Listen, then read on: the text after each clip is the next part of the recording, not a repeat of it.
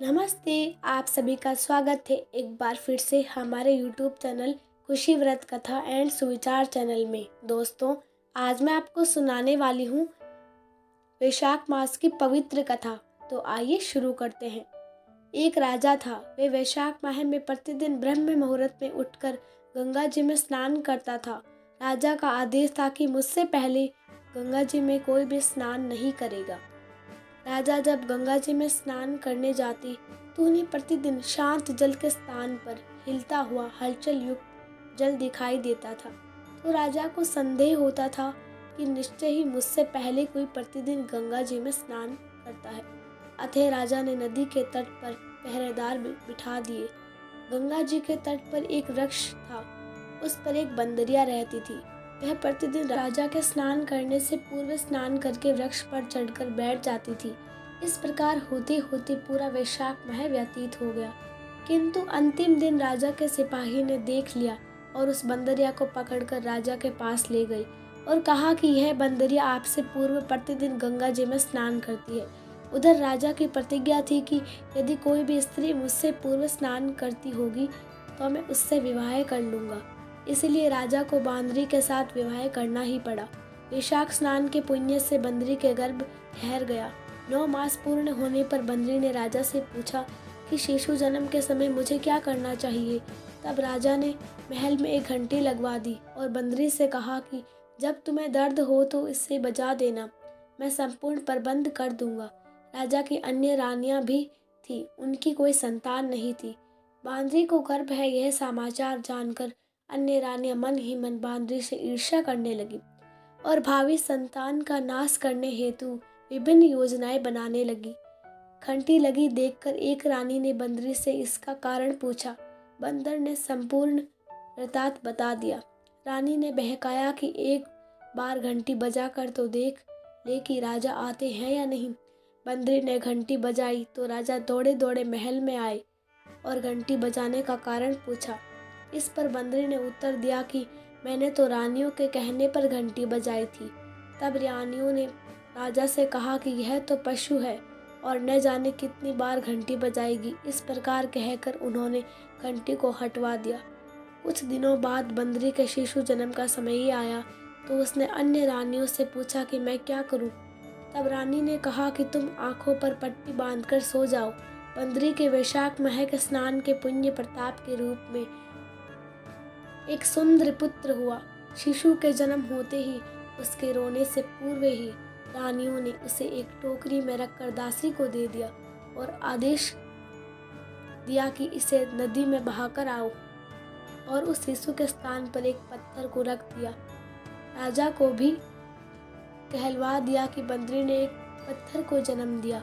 राजा ने सुना तो उन्होंने भी संतोष कर लिया कि जब दूसरी रानियों के संतान नहीं है तो ये तो बंदरी है, इसके क्या संतान होगी।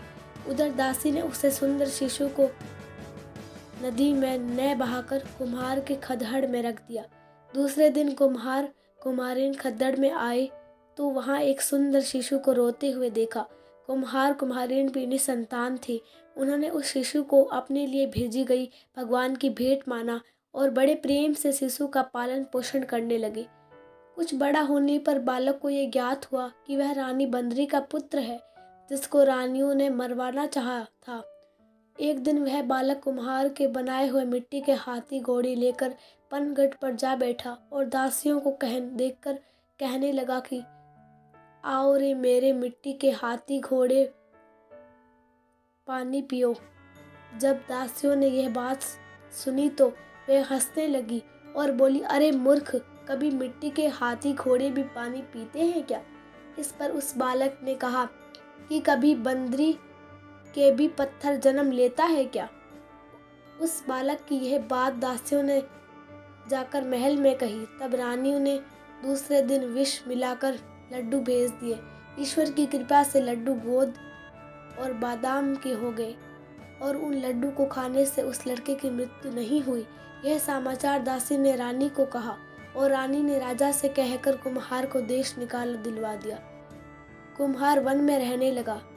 तत्पश्चात अगले वर्ष चित्र माह में माता गणगौर के पूजन का दिन आया तो वह बंदरी का पुत्र 108 करवे और 108 गोली लेकर तथा घड़े में पानी भरकर बगीचे के बाहर बैठ गया।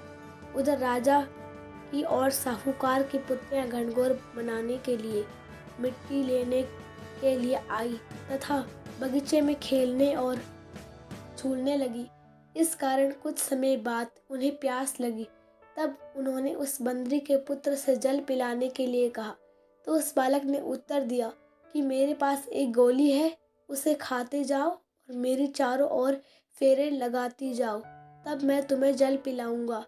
इस पर पहले तो कन्याओं ने मना किया, किंतु प्यास तीव्र होने के कारण मान गई। इस प्रकार गोली खाने और उस युवक के 7 फेरे लेने से वह गर्भवती हो गई।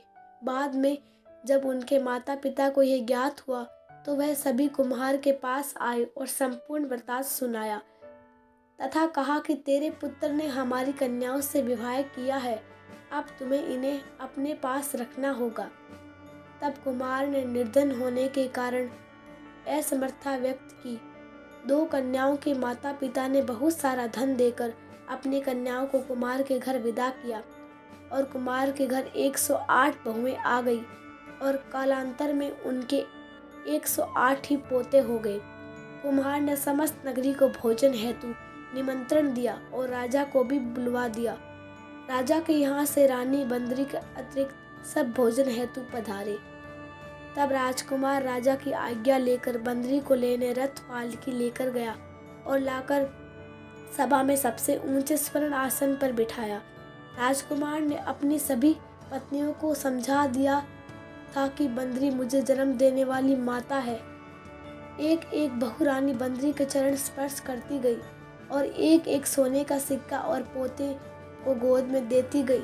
जब राजा और अन्य रानियों ने यह सब देखा तो कुम्हार के पुत्र से इसका कारण पूछा। रानियों को तो संदेह होने लगा कि यह अवश्य ही बंदरी का पुत्र है, इसलिए रानियों और उठकर राजा को कहने लगी कि कुम्हार के पुत्र ने हमारा अपमान किया है और बंदरी का सम्मान किया है, अतः हम लौट कर जा रही हैं।